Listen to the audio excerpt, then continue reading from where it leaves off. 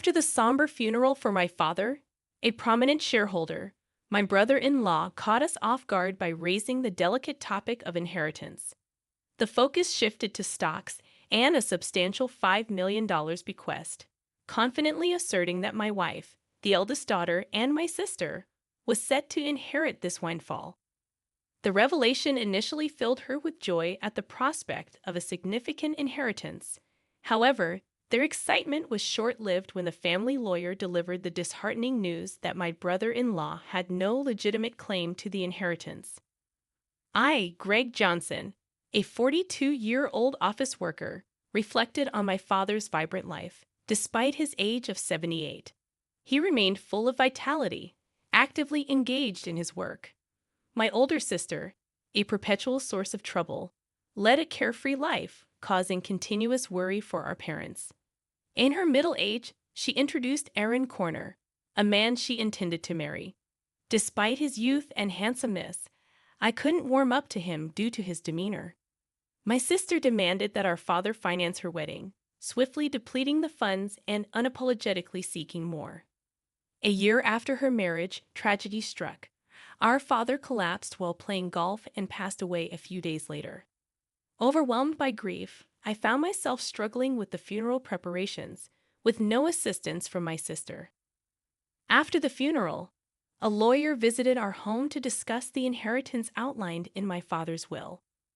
While my mother and I were already aware of its contents, my sister and brother-in-law were oblivious until then. They shockingly claimed that the stocks and the $5 million inheritance should go to my wife. Stunned and speechless, my mother and I were taken aback. The lawyer corrected them, revealing that my brother-in-law had no right to inherit. Surprised and disappointed, my sister and her husband expressed disbelief and shock. The lawyer dropped another bombshell. My sister and I did not share the same father. This revelation left my sister furious, demanding an explanation from our mother, who wore an indescribable expression. The long-held family secret had finally come to light, leaving my sister shaken and seeking answers. "I'm sorry," our mother managed to say amidst the shaking emotions.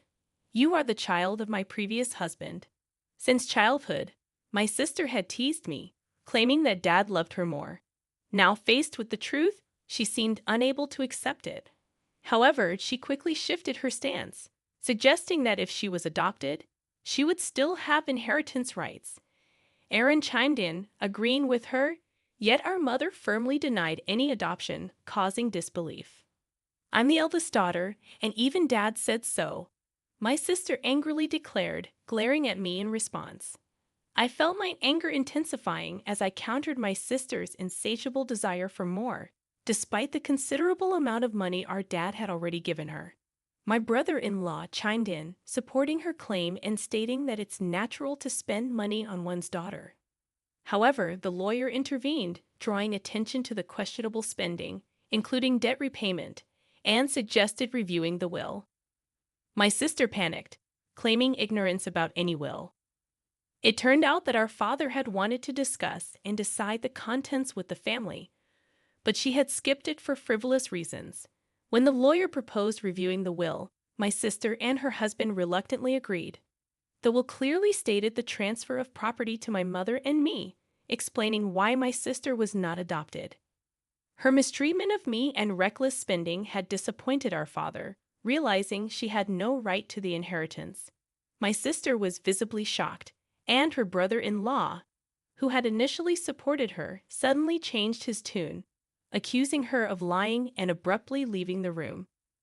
In her anger, my sister blamed our mother for not asking to have her adopted, claiming it was unfair that only Mom received the inheritance.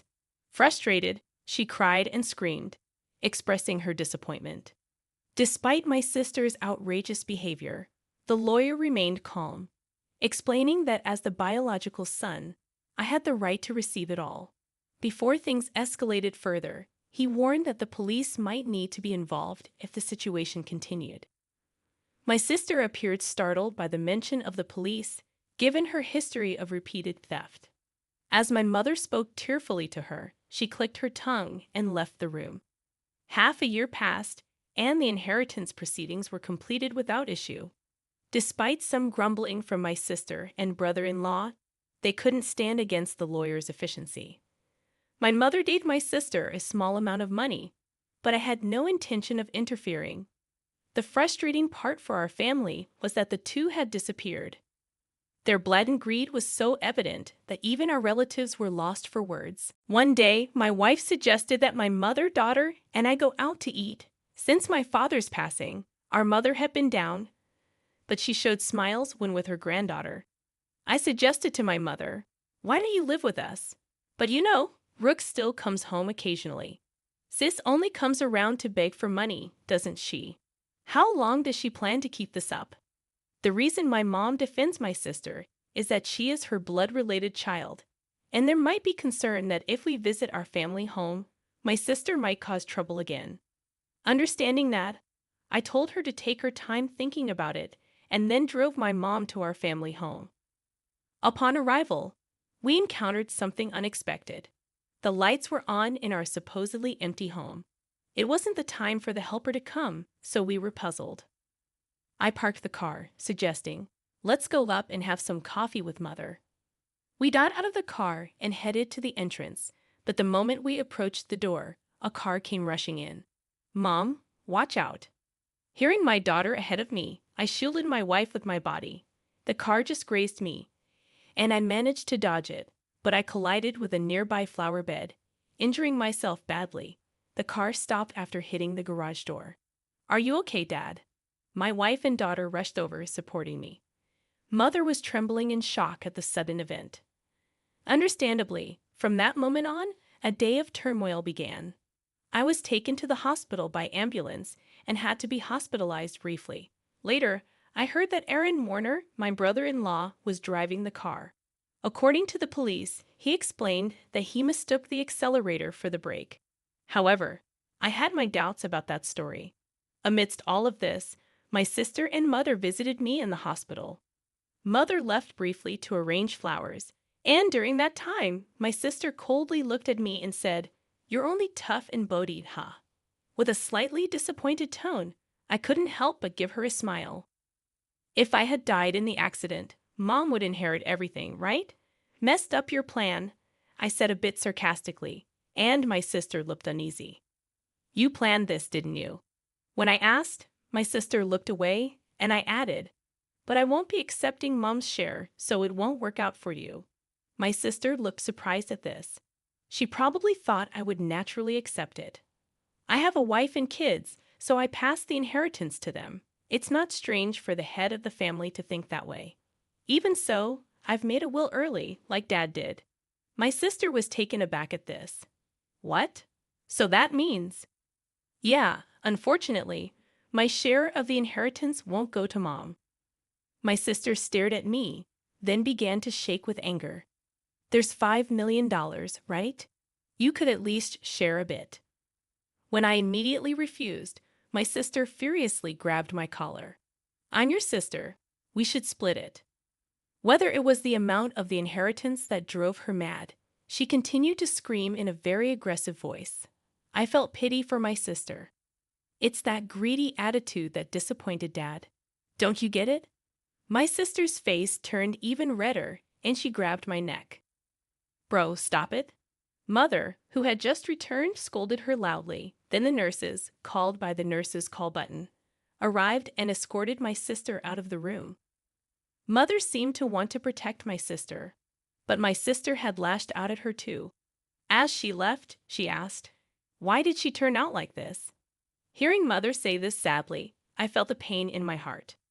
Later, Mother's health deteriorated, and she fell off, gradually weakening. My wife and I started visiting the family home more frequently to support her, but this seemed to upset my sister. Probably she encountered my wife when coming to ask for money or heard about it from Mother. One day, my sister called my cell phone. "From now on, we will take care of Mom. You guys don't need to come. Watch this." All of a sudden, however, my sister wasn't listening and said, "We've already decided," before hanging up. My wife told me she had been turned away by my sister. Too concerned about how my sister, who had no experience in household chores or living, would manage, I quickly contacted Mother. To my surprise, I found out that my brother-in-law had experience in caregiving. Mother was still independent, not yet in a worrying state. This reassured me. However, within just a month, Mother was rushed to the hospital in an ambulance. It was said to be due to a medication dosage error. When we rushed to the hospital, Mother was shockingly weak. The doctors also seemed puzzled by her condition. I couldn't recall such a mistake ever happening before. Leaving my wife to care for Mother, I went to our family home, which was in a terrible state. Despite my mother's love for cooking, the usually well-stocked fridge was shockingly empty. Even the helper had been swiftly dismissed. Feeling ashamed of trusting my sister even a little, anger surged within me. Checking the safe where valuables were kept, I discovered a large amount of money missing from Mother's passbook. The passbook with the inheritance was secure in a bank locker, but there was hardly any money left for living expenses. Returning to my mother, I explained the situation and revealed my sister's betrayal. Brooke did such a thing. Mother seemed unaware of the passbook issue and showed a shocked expression. When asked about the medication error, she explained that my brother-in-law had prepared it and looked troubled. "Mom, I don't think you should let them into that house. They claimed they would take care of you, but the state of that house was the worst. And you've gotten so frail. Haven't they been feeding you properly?" Speaking with concern, I hung her head. "Mom, let's live together. I'll build a new house, and we can live there together." Moved by my suggestion, Mother shed tears. However, her condition continued to worsen. Despite the doctor's best efforts, they, along with my sister, seemed to weigh heavily on her. Ultimately, Mother passed away without recovering. When I went to the family home for the funeral, all the valuable items had disappeared. It seemed that my sister and brother-in-law, in need of money, had taken them. Standing in the desolate place, I was overcome with anger. I had to find a way to make my sister take responsibility for Mother's sake and as atonement for what she had done. I resolved to do something. The day after Mother's funeral, my sister and I met at the lawyer's office to discuss the inheritance. "Condolences, but as her daughter, I'm entitled to Mother's inheritance," my sister said with a sense of superiority that made me laugh involuntarily. She seemed to be under some misconception. "Let's open the will then." As the lawyer revealed the contents of the will, my sister turned pale. "You're joking. Why, bro? You are not entitled to any of the inheritance. This is in accordance with Dad's wishes." My brother-in-law started to get angry, but the lawyer had nothing else to say except repeat the same thing. "This must be a mistake. Bro is her child, isn't she?" My brother-in-law suddenly became furious, throwing things off the table. "Are you trying to trick us? We won't let you get away with this. Give us the inheritance now." "Aaron, you planned to kill Mother, didn't you?" When I asked, my brother-in-law glared at me unpleasantly. "Oh, I wouldn't do such a thing." "Then why did the medication error occur?" My brother-in-law appeared annoyed. "I don't know anything about that. It's impossible that I can't inherit. You must have done something." My sister was getting more agitated. "Now I'm even behind on my condo payments." I was shocked.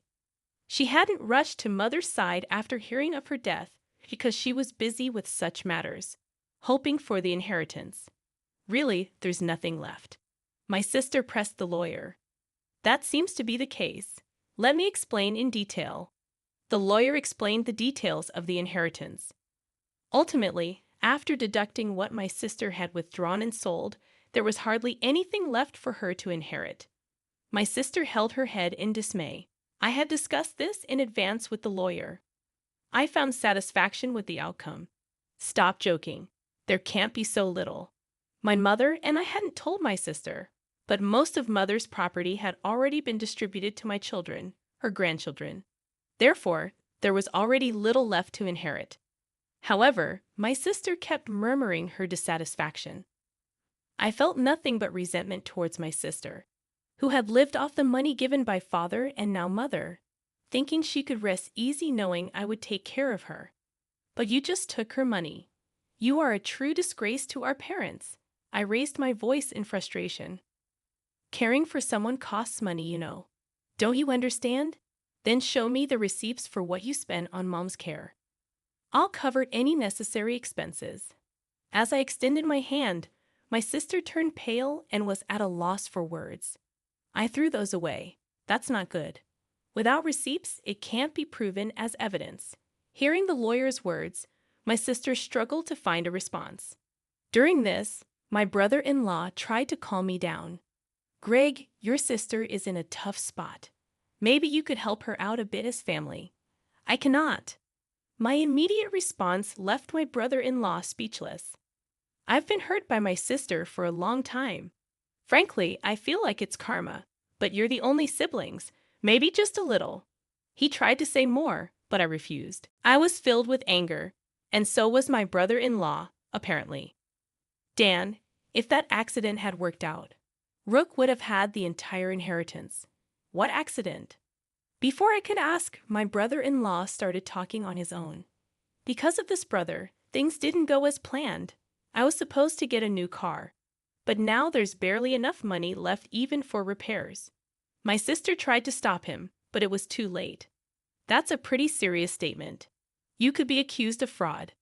The lawyer held a recorder, smirking at my sister and brother-in-law. What the heck? Isn't that against the rules to do that? You agreed to our conversation being recorded at the beginning, didn't you? Called out by his own words, my brother-in-law's face turned pale. To him, I had one thing to say. Aaron, I will be pressing charges about that accident. Don't joke. Where's the evidence? The evidence has just been provided by you. My sister, crying, began to hit my brother-in-law. You idiot! It's all your fault. Why did you say that? Later, my brother-in-law faced legal consequences for his actions. Additionally, unresolved suspicions about his past emerged, requiring police involvement. For some time, my sister, as an accomplice, was said to face lesser charges. However, struggling with her condo payments, she was turned away by relatives when she asked for money. In contrast, I chose to work earnestly and not rely on inheritance. Now, receiving stock dividends has become a small pleasure in my life. In the aftermath of the legal proceedings, the rift between my sister and me widened. The family bonds that were already strained became nearly non-existent. Despite her attempts to seek support from relatives, my sister faced a cold shoulder and her financial struggles continued. Meanwhile, I focused on building a stable and fulfilling life for my own family, working diligently. I found solace in providing for my wife and children without relying on the tumultuous inheritance battles that had plagued us. The stock dividends became not just a financial benefit, but a symbol of my commitment to a more secure and principled life. Over time, my sister's situation didn't improve. The consequences of her actions weighed heavily on her, both financially and emotionally.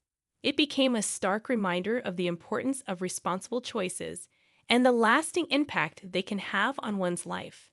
As the years passed, I held no ill will towards my sister, recognizing that everyone faces their own battles and makes their own choices. Still, the events that unfolded served as a powerful lesson about the significance of integrity, responsibility, and the enduring consequences of one's actions. In the midst of the turmoil, I found strength in forging ahead with resilience, determined to create a future that wasn't tainted by past misfortunes. The dividends, once a mere financial gain, evolved into a testament to the enduring power of personal growth and the ability to rise above adversity. Life moved forward, and I embraced the opportunities to thrive, leaving behind the shadows of familial discord. The lessons learned from this chapter of my life became an integral part of shaping my values and decisions, ensuring a legacy built on principles rather than the pursuit of material gain. In the end, it was not the inheritance that defined my journey, but the choices made along the way. Choices that led to a life grounded in authenticity, resilience, and a commitment to building a better future for those I cared about the most.